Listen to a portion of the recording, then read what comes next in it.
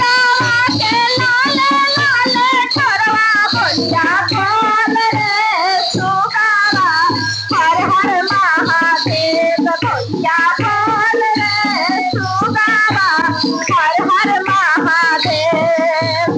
भोला बाबा के माथा पे गंगा जी के धरवा बोलिया बोल रे सुगावा हर हर महादेव बोलिया बोल रे सुगावा हर हर महादेव। भोला बाबा के लीला रामर तो जावा के चलिया बोलिया बोल रे सुगावा हर हर महादेव बोलिया बोल रे सुगावा हर हर महादेव।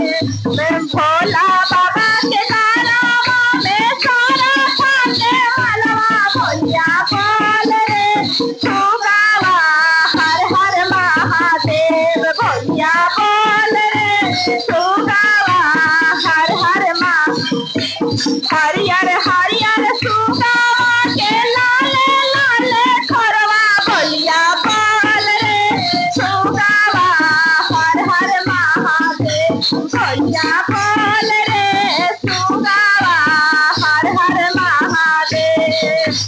भोला बाबा के कानवा में पीछू के कुंडलवा बोलिया बोल रे सुगावा हर हर महादेव बोलिया बोल रे सुगावा हर हर भोला बाबा के गानावा में मीरा के छलवा बोलिया बोल रे सुगावा हर हर महादेव बोलिया बोल रे सुगावा हर हर महादेव। भोला बाबा के हाथवा में तीरा चलना मरवा बोलिया बोल रे सुगावा हर हर महादेव बोलिया बोल रे सुगावा हर हर महादेव। हरियर हरियर सुगावा के लाले लाले ठोरवा बोलिया बोल रे सुगावा हर हर महादेव बोलिया बोल रे सुगावा हर हर।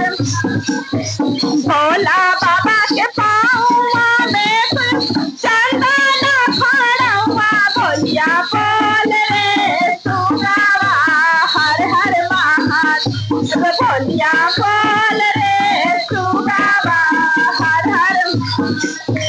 भोला बाबा के सांगवा में बसा बैलवा बोलिया बोल रे सुगावा हर हर महादेव बोलिया बोल रे सुगावा